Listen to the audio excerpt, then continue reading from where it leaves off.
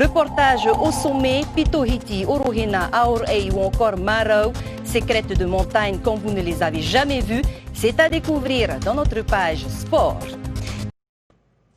Connaissez-vous l'Ultra Trail? Eh bien, c'est une discipline qui consiste à parcourir à pied des centaines de kilomètres en pleine nature. Il s'appelle Samuel Zep et l'Ultra Trail est sa spécialité. Cet athlète s'est lancé un défi, relier plusieurs sommets de Tahiti à pied en moins de 29 heures. Il a même donné un nom à cette randonnée, le Air Tahiti Nui Summit Challenge. Samuel Zep sera accompagné par deux amis, mais il espère que les adeptes de randonnée pourront le rejoindre. Attention, non initiés, s'abstenir. Portrait d'un sportif hors du commun, réalisé par notre journaliste du service des sports, Oriano Tifo. À la veille du grand départ, Samuel ne cesse de scruter son futur terrain de jeu tout là-haut, dans les montagnes. Départ 23h30 depuis la pointe Vénus, il tentera d'enchaîner l'ascension des plus hauts sommets de Tahiti, Pitohiti, Orohena, Aorei et Marau. Au total, 120 km pour 7000 mètres de dénivelé positif.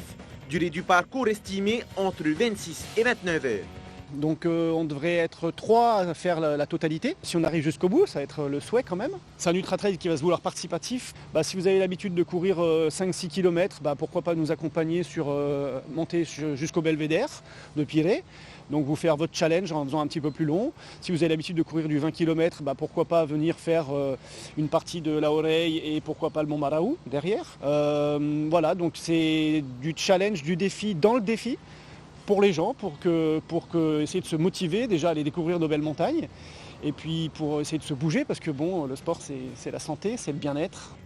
Mais attention, les plus motivés ne pourront accompagner Samuel et ses amis qu'à partir d'Aorei, car le sommet de l'Orohena est l'étape la plus difficile. Une piste très abrupte et dangereuse pour les non-initiés. C'est un beau chantier, comme on appelle ça dans le jargon, c'est vraiment une boucherie, c'est très très compliqué. En temps normal, en randonnée, on le fait sur 3 jours. Quand on est un peu plus sportif, on peut dormir au sommet et redescendre le lendemain. Là, on va le faire en une grosse demi-journée en gros. On va partir à 11h30 du soir, on devrait être redescendu et revenu à Mahina sur les coups de 13 heures. Donc c'est très physique. Et puis surtout, au sommet de l'Orohena, c'est très très aérien. C'est baudrier, longe obligatoire, donc il y a du vide. Et pour moi, il est hors de question d'emmener des gens que je ne connais pas. Voilà. Ce défi permet à l'ostéopathe de profession de peaufiner sa préparation pour la Diagonale des Fous, une des compétitions d'ultra-trail les plus prestigieuses au monde qui se déroulera à La Réunion en octobre. Une course de 165 km pour 10 000 mètres de dénivelé. Voilà, et ce journal touche à sa fin. Merci de l'avoir suivi.